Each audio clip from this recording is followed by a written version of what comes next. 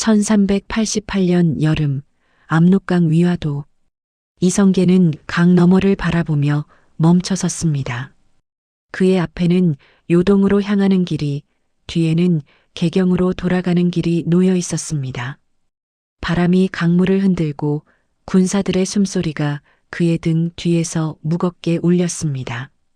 기록에는 단 몇 줄로만 남아있지만 그날 그의 마음속에는 한 나라의 운명이 걸려 있었습니다. 앞으로 가면 전쟁, 뒤로 돌면 반역. 어느 쪽을 선택해도 피할 수 없는 대가가 기다리고 있었습니다. 당시 고려는 이미 무너지고 있었습니다.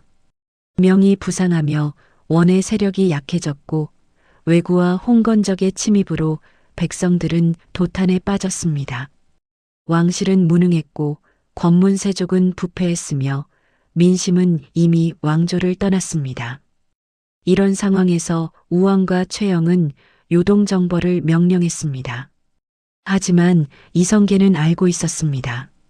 이 전쟁은 승산이 없다는 것을, 고려가 감당할 수 없는 모험이라는 것을. 그는 4가지 이유를 들어 반대했습니다. 작은 나라가 큰 나라를 치는 것은 불가하고 여름철에 군사를 일으키는 것은 불가하며 온 나라 군사를 동원하면 왜구가 침입할 것이고 잔마철에 활의 악효가 풀려 무기를 쓸 수 없다는 것이었습니다. 하지만 최영은 듣지 않았습니다.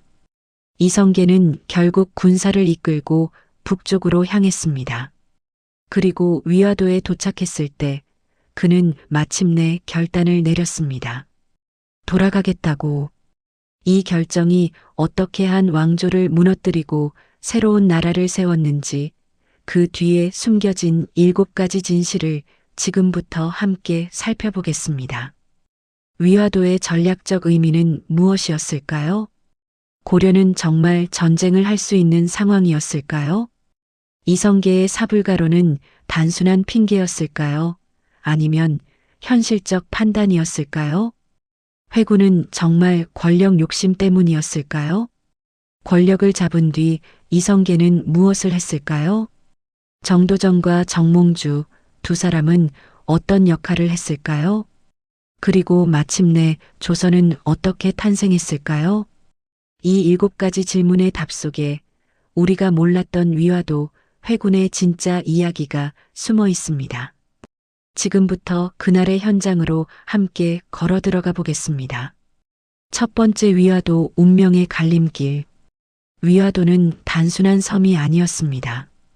압록강 하류에 위치한 이곳은 요동으로 가는 관문이자 고려와 명의 경계의 선 전략적 요충지였습니다.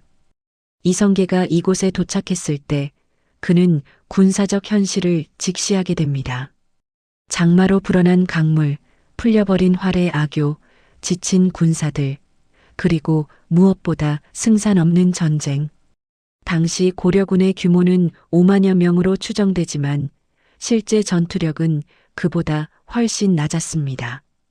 고려사는 이렇게 기록합니다. 우왕 14년 5월 이성계가 위화도에서 군대를 돌렸다. 이 짧은 문장 뒤에는 한 장군의 치열한 고민이 숨어 있었습니다.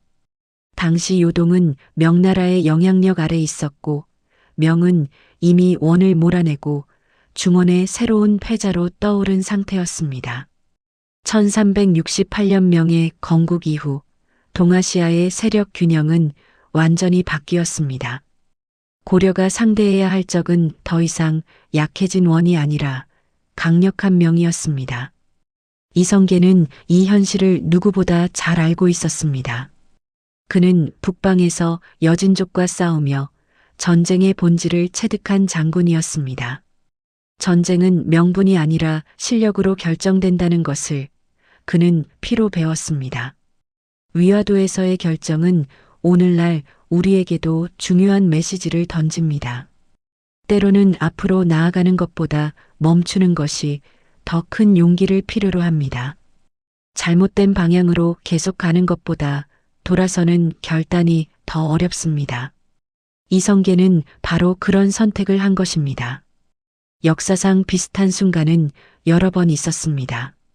제갈량이 위를 공격하다가 돌아선 순간, 나폴레옹이 모스크바에서 철수를 결정한 순간, 모두 현실을 직시하고 손실을 최소화하기 위한 선택이었습니다.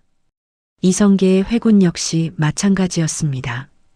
이 장면이 우리에게 남기는 메시지는 분명합니다. 기록은 짧지만 그 뒤에는 깊은 고민과 책임감이 있었다는 것을, 한 사람의 올바른 판단이 수많은 목숨을 살릴 수 있다는 것을, 위화도는 단순한 지명이 아니라 역사의 방향이 바뀐 상징적 공간이었습니다. 다음 장면에서는 당시 고려가 처한 현실을 더 깊이 들여다보겠습니다. 두 번째, 무너지는 고려, 전쟁을 할 수 없었던 나라. 1388년 고려는 이미 국가로서의 기능을 상실하고 있었습니다.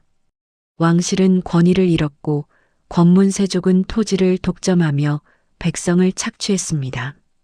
외부에서는 왜구와 홍건적이 끊임없이 침입했고 내부에서는 정치가 혼란스러웠습니다.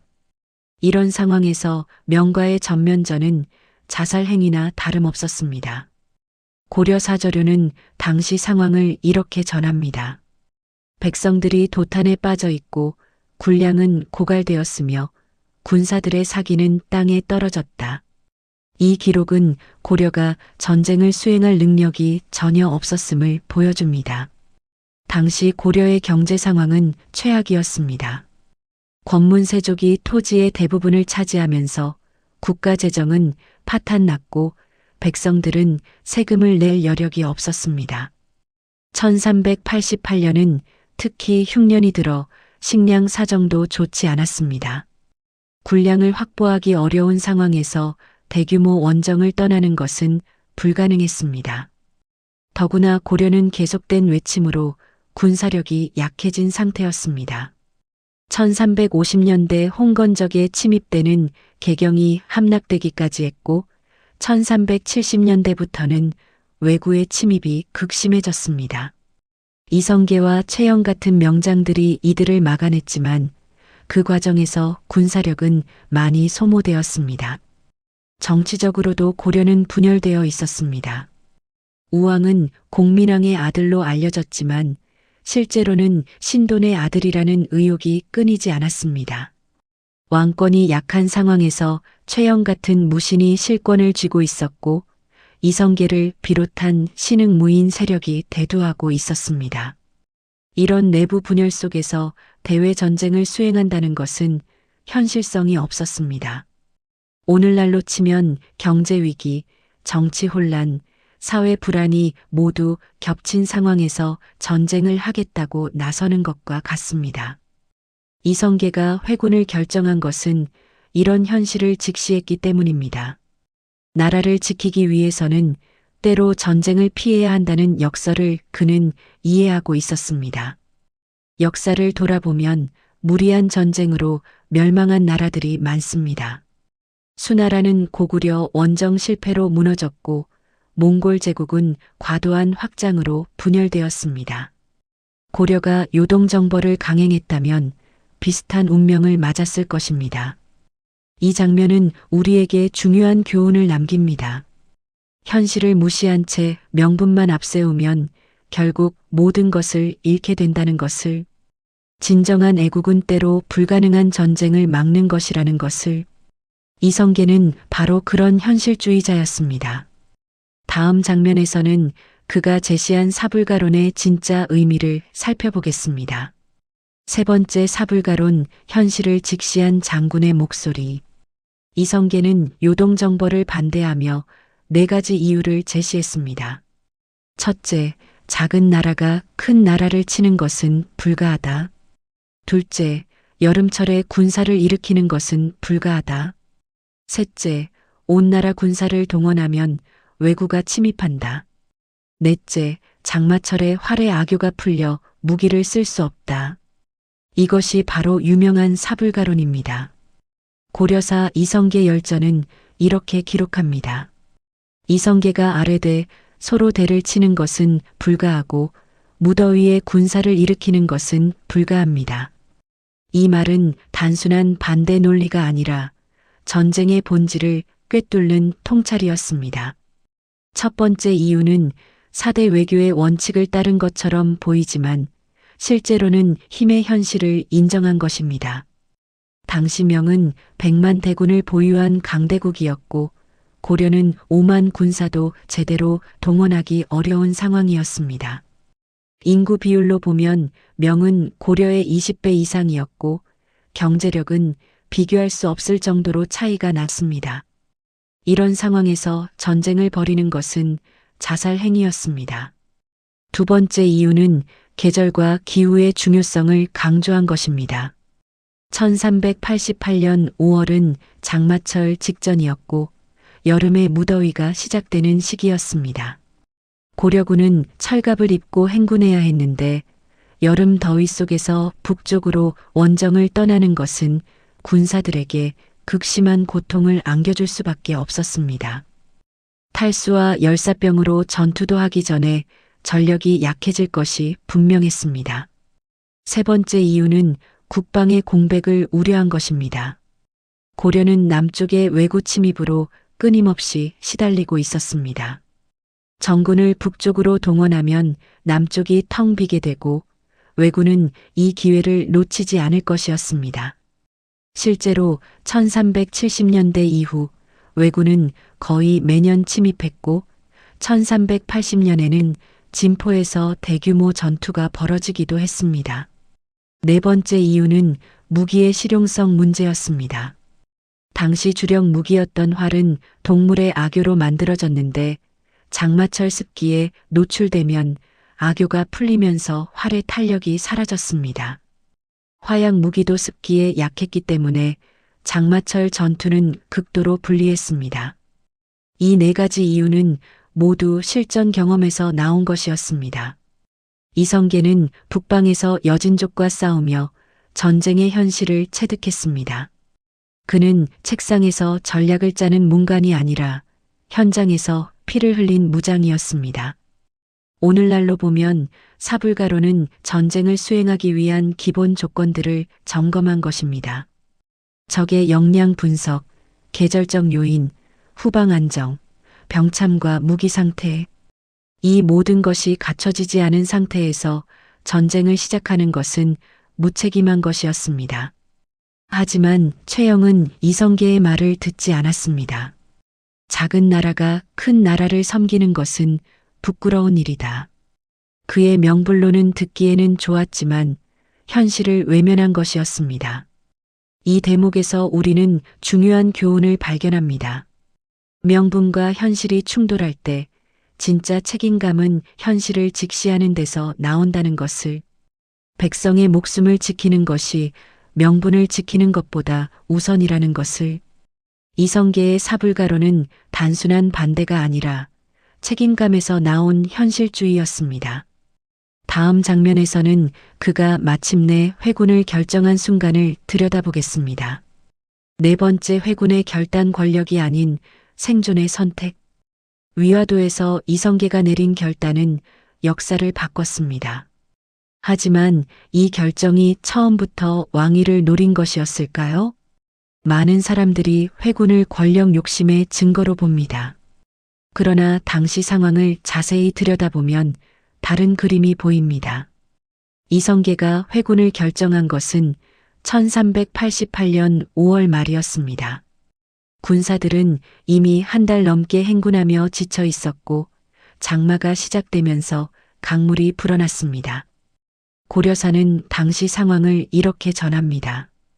군사들이 병들어 쓰러지고 군량이 떨어져 모두가 돌아가기를 원했다. 이성계는 혼자 결정을 내린 것이 아니었습니다. 그는 부하 장수들과 회의를 열어 의견을 물었습니다. 조민수, 이질한, 남은 등 주요 장수들은 모두 회군에 찬성했습니다. 군사들의 여론도 마찬가지였습니다.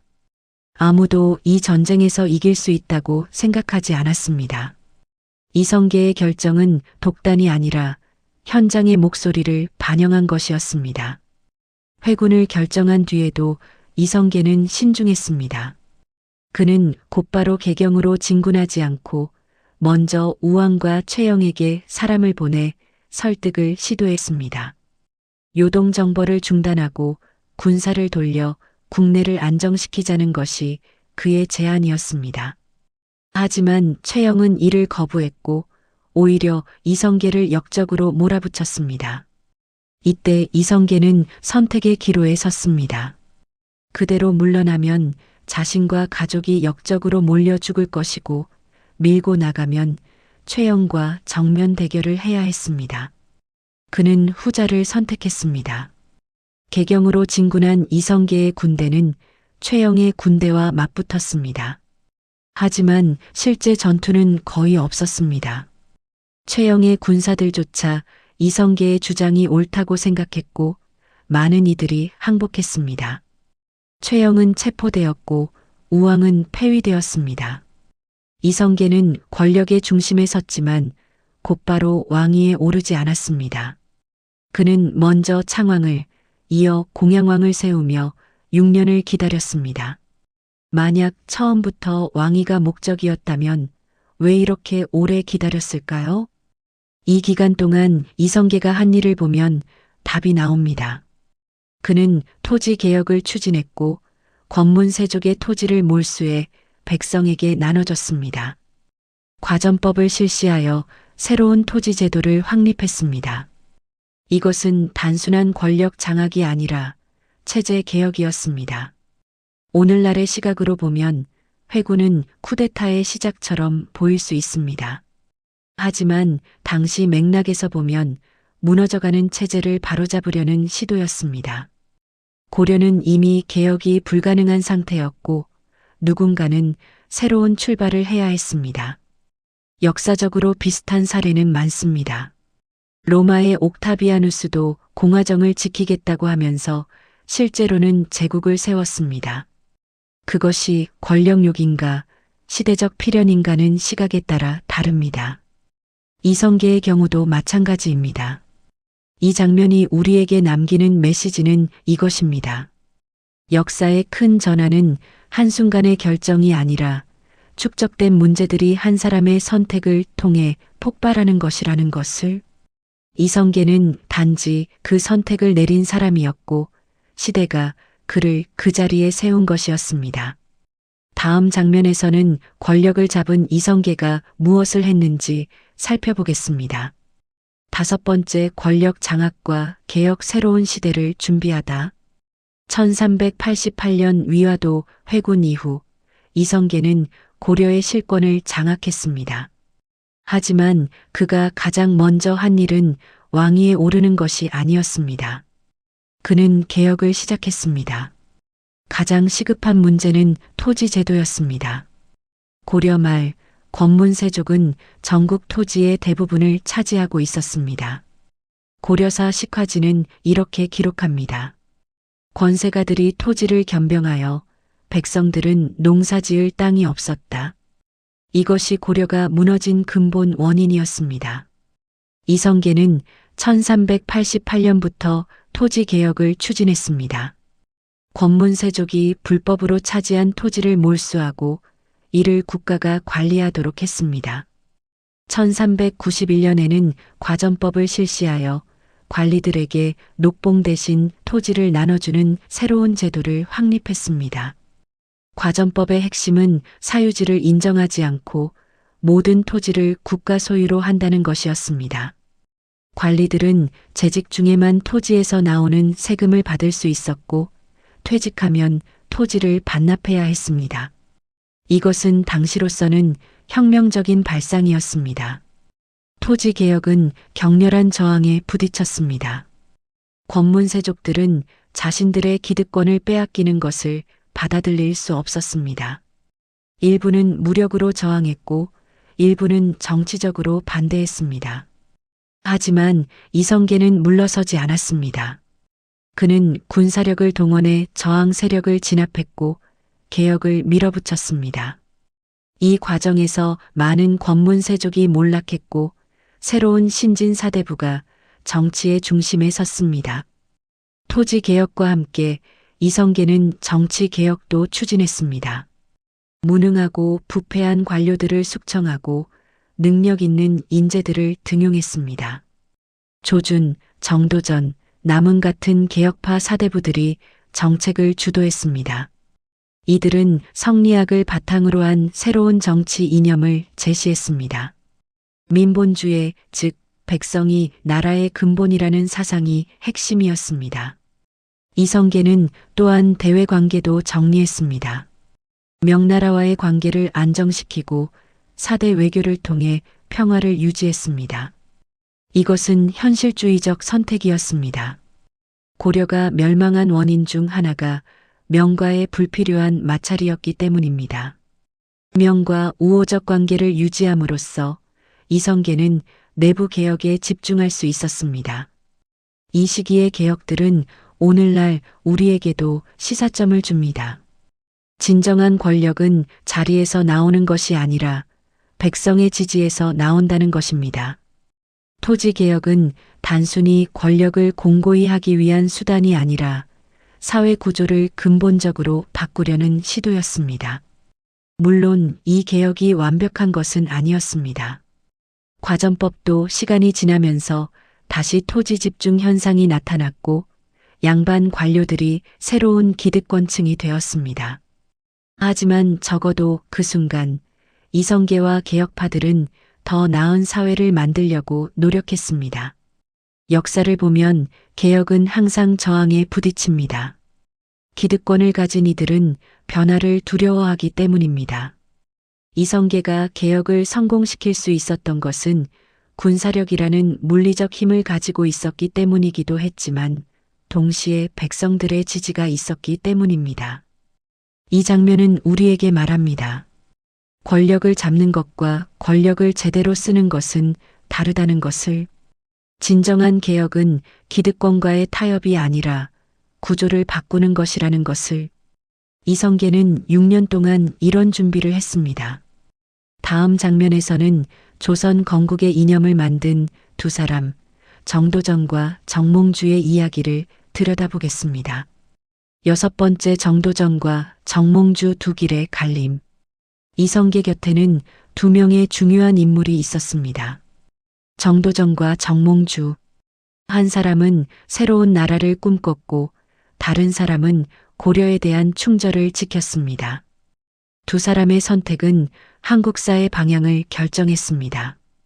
정도전은 1342년 태어난 신진 사대부였습니다. 그는 어려서부터 총명했고 성리학을 깊이 공부했습니다. 하지만 권문세족의 부패를 비판하다가 유배를 당했고 한때는 승려 생활을 하기도 했습니다. 그가 이성계를 만난 것은 1383년경으로 추정됩니다. 삼봉집에는 이런 구절이 나옵니다. 나라가 무너져 가는데 누가 이를 바로잡겠는가. 오직 덕과 힘을 겸비한 자만이 할 수 있다. 정도전은 이성계에게서 그런 가능성을 봤습니다. 이성계는 백성들에게 인기가 있었고 군사력을 가지고 있었으며 무엇보다 개혁의 의지가 있었습니다. 정도전은 이성계의 참모가 되어 개혁의 청사진을 그렸습니다. 토지개혁, 관제 개편, 교육제도 모두 정도전의 구상이었습니다. 그는 단순히 왕조를 바꾸는 것이 아니라 새로운 이념으로 나라를 세우려 했습니다. 성리학적 이상 국가, 민본주의에 기반한 정치, 이것이 그의 비전이었습니다. 반면 정몽주는 고려에 대한 충절을 지켰습니다. 그 역시 신진사대부였고 성리학자였으며 개혁의 필요성을 인정했습니다. 하지만 그는 고려 왕조 내에서의 개혁을 원했지 왕조 교체를 원하지 않았습니다. 정몽주는 1389년 이성계를 찾아가 설득을 시도했습니다. 개혁은 좋지만 왕조를 바꿀 필요는 없지 않습니까? 이성계는 고민했습니다. 그 역시 처음부터 왕위를 노린 것은 아니었기 때문입니다. 하지만 정도전과 다른 개혁파들은 반대했습니다. 고려는 이미 개혁이 불가능합니다. 세술은 새 부대에 담아야 합니다. 결국 이성계는 정도전의 손을 들어줬습니다. 1392년 정몽주는 선주교에서 이방 오는 날 태종의 자객들에게 살해당했습니다. 고려사는 정몽주의 죽음을 이렇게 기록합니다. 몸은 죽어 흙이 되어도 충성심은 변하지 않는다고 했다. 정몽주가 죽은 뒤 남긴 시조단심가는 그의 마음을 잘 보여줍니다. 이 몸이 죽고 죽어 100번 고쳐 죽어 백골이 진토되어 넋이라도 있고 없고 임향한 일편단심이야 가실 줄이 있으랴. 이것은 고려에 대한 절대적 충성의 표현이었습니다. 정도전과 정몽주 두 사람은 모두 옳았습니다. 정몽주의 충절은 도덕적으로 숭고했고 정도전의 개혁은 현실적으로 필요했습니다. 역사는 정도전의 손을 들어줬지만 후대는 정몽주를 더 존경했습니다. 오늘날 우리에게 이 두 사람은 무엇을 의미할까요? 정몽주는 원칙과 신념을 지킨 사람입니다. 때로 세상이 바뀌어도 지켜야 할 가치가 있다는 것을 보여줬습니다. 정도전은 변화와 혁신을 추구한 사람입니다. 낡은 것을 버리고 새로운 것을 만드는 용기를 보여줬습니다. 두 길 모두 의미가 있고 어느 것이 절대적으로 옳다고 할 수 없습니다. 중요한 것은 각자가 자신의 신념에 따라 선택했고 그 선택에 책임을 졌다는 것입니다. 이 장면이 우리에게 남기는 메시지는 명확합니다. 역사의 갈림길에서 사람들은 각자의 신념에 따라 선택하고 그 선택이 모여 역사를 만든다는 것을. 정몽주의 충절과 정도전의 혁신, 둘 다 한국사의 소중한 유산입니다. 다음 장면에서는 마침내 조선이 건국되는 순간을 살펴보겠습니다. 7번째 조선의 탄생 민심을 근본으로 1392년 7월 17일 이성계는 마침내 왕위에 올랐습니다. 위화도 회군으로부터 4년이 지난 시점이었습니다. 그는 새 나라의 이름을 조선이라고 정했습니다. 조선이라는 이름은 당군이 세운 고조선에서 따온 것으로 한반도의 정통성을 계승한다는 의미였습니다. 조선왕조실록 태조실록은 개국의 순간을 이렇게 전합니다. 백관이 수창궁에 모여 왕위에 오르기를 청하니 이성계가 3번 사양하다가 마침내 받아들였다. 이 기록은 형식적이지만 동시에 의미가 있습니다.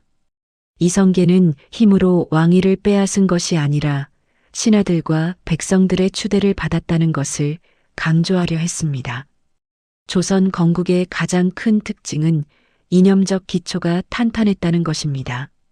정도전은 조선 경국전을 저술하여 새 나라의 통치 원리를 제시했습니다. 민본주의 성리학적 질서, 법치주의가 핵심이었습니다. 백성이 나라의 근본이니 근본이 튼튼하면 나라가 안정된다. 이것이 조선 건국의 기본 이념이었습니다. 조선은 고려와 달리 중앙 집권적 관료 체제를 확립했습니다. 육조 직계제를 도입하여 왕이 직접 육조를 통제하도록 했고 의정부의 권한을 제한했습니다. 이것은 권문세족이나 신하들이 권력을 독점하지 못하도록 하기 위한 장치였습니다. 토지제도도 과전법을 확립하여 토지 집중을 방지하려 했습니다. 물론 시간이 지나면서 이 제도도 변질되었지만 적어도 초기에는 상당히 효과적이었습니다. 교육제도도 정비되었습니다. 성균관을 중심으로 한 유학교육 체계를 확립하고 과거 제도를 통해 능력 있는 인재를 선발했습니다. 이것은 신분제 사회였지만 그 안에서도 능력주의를 추구한 것이었습니다. 조선 건국은 단순한 왕조 교체가 아니라 체제 전환이었습니다. 불교 중심에서 유교 중심으로, 귀족 사회에서 양반 관료 사회로, 분권에서 중앙 집권으로 이 모든 변화가 건국과 함께 이루어졌습니다. 물론 조선도 완벽한 나라는 아니었습니다. 신분제는 여전히 유지되었고 여성의 지위는 오히려 낮아졌으며 사대주의는 더 강화되었습니다. 왕자들의 권력 다툼도 심각했고 태종은 형제들을 제거하며 왕위를 공고히 했습니다. 하지만 적어도 그 출발에서 조선은 분명한 이념과 비전을 가지고 있었습니다. 역사적으로 보면 왕조의 수명은 건국의 정당성과 관련이 있습니다. 무력으로만 세운 나라는 오래가지 못하지만 이념과 제도를 갖춘 나라는 오래 지속됩니다. 조선이 500년을 유지할 수 있었던 것도 이런 이유입니다. 오늘날 우리에게 조선 건국이 주는 의미는 무엇일까요? 첫째, 체제의 변화는 힘만으로 이루어지지 않는다는 것입니다. 이념, 제도, 인재가 함께 갖춰져야 합니다. 둘째, 백성이 나라의 근본이라는 민본주의는 오늘날 민주주의의 뿌리입니다. 조선은 민주국가가 아니었지만 적어도 통치자의 책임을 강조했습니다. 셋째, 역사의 전환점에서 누군가는 결단을 내려야 한다는 것입니다. 이성계와 정도전이 그 역할을 했고 그 덕분에 새로운 시대가 열렸습니다. 이 장면은 우리에게 강력한 메시지를 남깁니다. 새로운 시작은 언제나 가능하며 그것은 과거를 부정하는 것이 아니라 계승하며 발전시키는 것이라는 것을. 조선은 고조선과 고려의 전통 위에 세워졌고 그 위에서 500년을 이어갔습니다. 위화도에서 시작된 이야기는 이렇게 조선이라는 새로운 나라로 완성되었습니다. 역사가 우리에게 남긴 것. 여러분, 우리는 지금까지 위화도 회군에서 조선 건국까지 7가지 장면을 함께 살펴보았습니다. 각각의 순간은 서로 다른 것처럼 보였지만 사실 하나의 흐름으로 연결되어 있었습니다. 위화도에서의 결단, 무너지는 고려의 현실, 이성계의 사불가론, 회군의 선택, 권력 장악 후의 개혁, 정도전과 정몽주의 갈림길, 그리고 조선의 건국. 이 모든 것이 우연이 아니라 시대가 만들어낸 필연이었습니다. 조선왕조실록은 태조 이성계를 평가하며 이렇게 말합니다. 시대가 영웅을 만들고 영웅이 시대를 만든다. 이성계는 시대가 필요로 한 사람이었고 동시에 시대를 바꾼 사람이었습니다. 그의 선택 하나하나가 작은 것처럼 보였지만 모두 모여한 나라의 운명을 바꿨습니다. 위화도에서 강을 건너지 않기로 한 결정, 현실을 직시한 사불가론, 회군이라는 위험한 선택, 개혁을 밀어붙인 의지, 새로운 나라를 세운 결단. 이 모든 것이 연결되어 조선이라는 500년 왕조를 만들었습니다. 오늘날 우리는 이 이야기에서 무엇을 배울 수 있을까요? 첫째, 올바른 결단은 때로 위험을 감수하는 것입니다. 이성계는 안전한 길을 선택할 수 있었지만 더 어려운 길을 선택했습니다. 둘째, 현실을 직시하는 것이 진정한 용기입니다. 명분에 취해 현실을 외면하는 것보다 불편한 진실을 받아들이는 것이 더 어렵습니다. 셋째, 권력은 수단이지 목적이 아닙니다. 이성계는 권력을 잡았지만 그것을 개혁을 위한 도구로 사용했습니다. 넷째, 역사는 한 사람이 아니라 여럿이 만들어갑니다. 이성계, 정도전, 정몽주, 그리고 이름 없는 수많은 백성들이 함께 역사를 만들었습니다. 이 교훈들은 오늘날에도 유효합니다. 우리 각자가 살아가는 삶의 순간순간이 작은 위화도일 수 있습니다. 앞으로 갈 것인가, 돌아설 것인가, 새로운 길을 찾을 것인가. 우리의 선택이 모여 우리의 미래를, 우리 사회의 역사를 만들어갑니다. 위화도 회군은 630년 전의 이야기지만 그 속에 담긴 고민과 선택은 여전히 우리와 함께 있습니다. 여러분, 지금까지 위화도 회군에서 조선 건국까지의 여정을 함께 걸어왔습니다.